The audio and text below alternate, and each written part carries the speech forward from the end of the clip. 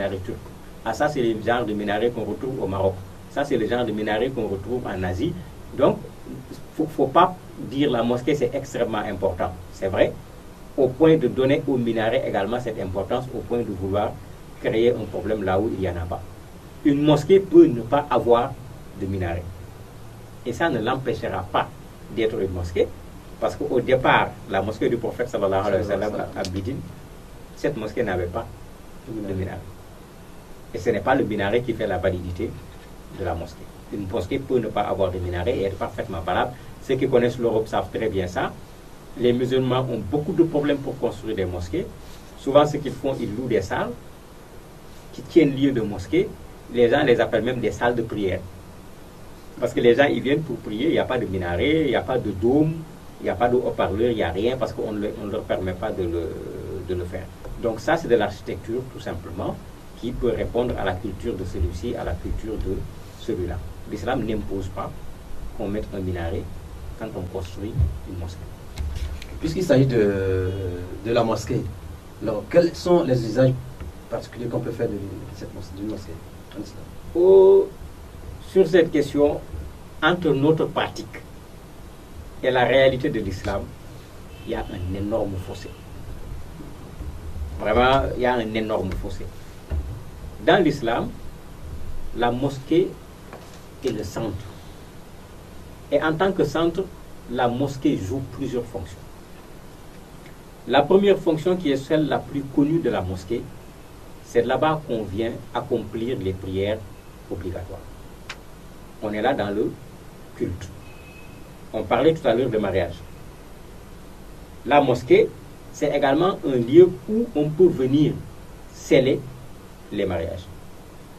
C'est un lieu où on peut venir célébrer un baptême. C'est le lieu où on peut venir organiser la prière d'un défunt. Souvent, nous, toutes ces fonctions, nos mosquées les assument. Il y a une autre fonction que nous assumons un peu moins. Je dis un peu moins. C'est la mosquée, c'est une université où on doit apprendre. Quand je dis apprendre, il ne s'agit pas seulement de prêcher. Non, il doit y avoir des classes où les gens doivent pouvoir apprendre la religion, même des ateliers où les gens doivent pouvoir apprendre la menuiserie, qu'elle soit métallique, que ce soit du bois, le soudure, etc. Parce que ça fait partie des fonctions de la mosquée. Un autre élément, la mosquée est là pour la cohésion sociale. Ça, on joue malheureusement plus ce rôle dans les mosquées. La mosquée est dans le quartier. Il y a des musulmans dans le quartier. La mosquée doit veiller à ce que ces musulmans vivent en harmonie. Mais il y a d'autres populations qui sont dans le quartier, qui ne sont pas des musulmans. La mosquée doit veiller à ce que les musulmans vivent en harmonie avec ces autres populations. Et ça, malheureusement, ce sont des fonctions qui sont en train de disparaître. La mosquée a une fonction sociale. On prie ensemble dans la mosquée. Il y a un parmi ceux qui prient comme tout le monde, qui n'a pas suffisamment les moyens, qui a du mal à pouvoir joindre les deux bouts. La mosquée doit pouvoir s'organiser pour discrètement, je dis bien discrètement, aider cette personne à pouvoir joindre les deux bouts dans sa maison. Ça fait partie de la fonction sociale. Nous, malheureusement, on l'a inversé. On fait le fils-sabilillah, qui pour moi est gênant.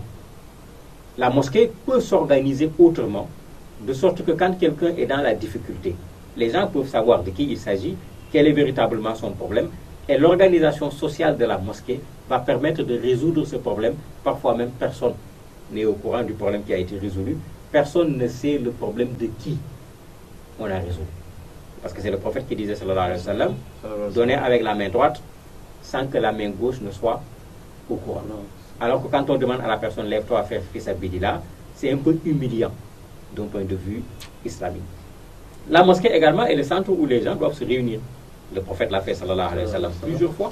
Quand certains problèmes se posent, c'est au niveau de la mosquée que les gens se réunissaient pour voir quelle attitude avoir par rapport à ces problèmes. Mais nous, on a retransformé les mosquées presque exclusivement en salles de prière. Pendant l'année, c'est des salles de prière. Pendant le mois de Ramadan, on reprend un peu d'autres fonctions de la mosquée. On donne à manger au niveau de la mosquée. on fait les tafsirs, etc. Alors que ça, c'est des choses qu'on doit faire de façon constante parce que la mosquée doit vivre. La mosquée doit vivre. Quand je prends le cas dans beaucoup de pays, mais vous venez vous trouver la mosquée, à côté de la mosquée, vous trouvez une école, à côté de l'école, vous trouvez un dispensaire. Et le tout est fonctionnel. Je ne parle pas de semblant d'école, de semblant de dispensaire. Non. Tu trouves un dispensaire en bonne et due forme qui fait des prestations en matière de santé qui sont des prestations excellentes. Tu trouves une école qui peut être une école qui enseigne l'arabe, qui enseigne la religion, ou bien une école qui enseigne le programme classique, mais qui fait de très bons résultats. Mais aujourd'hui, on s'est éloigné de tout ça en réduisant la mosquée aux 5 prières obligatoires et baptême, mariage, plus prière funèbre. Ce n'est pas seulement ça le rôle de la mosquée. Ce n'est pas seulement ça, disait M. Alioune Diouf. Et pour ceux qui viennent de nous retrouver, nous sommes dans l'émission Islam et Société. Et le thème encore, c'est la culture islamique, culture quand même. Et M. Mamadou, toujours dans notre débat, nos pratiques de tous les jours, quand on parle de marabout, on pense en même temps à l'islam. Est-ce là, c'est la culture islamique qui intègre cela ou quoi? Parlez-nous plutôt de maraboutage. En fait, le mot pose un gros problème. Moi, personnellement, je n'aime pas le mot. La chose qui fait que je n'aime pas le mot, parmi les gallinacés, les oiseaux et autres là, il y a un animal avec des pattes très longues qui s'appelle marabout. Je dis aux gens, rien qu'à cause de ça, moi je ne veux pas qu'on appelle quelqu'un marabout. Maintenant, quand tu vas dans les pays, il y a des pays où l'expression est utilisée. Quand je prends le cas du Sénégal, quand on vous dit que celui-là c'est un marabout, c'est le responsable de tel groupe de musulmans par exemple, à l'origine, c'était quelqu'un de respectable, un très bon musulman qui connaît la religion, qui enseigne la religion. Progressivement, il s'y est ajouté des choses.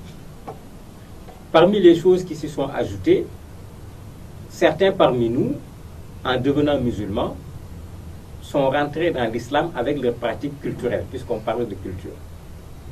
Et dans ces pratiques culturelles, nous avons des pratiques de divination, nous avons des pratiques avec la magie.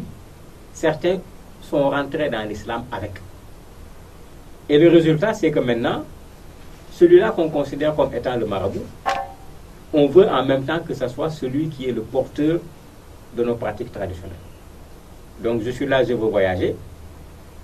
J'ai dit, je vais voir le marabout pour qu'il regarde est-ce que le chemin pour moi est bon, est-ce que je peux aller.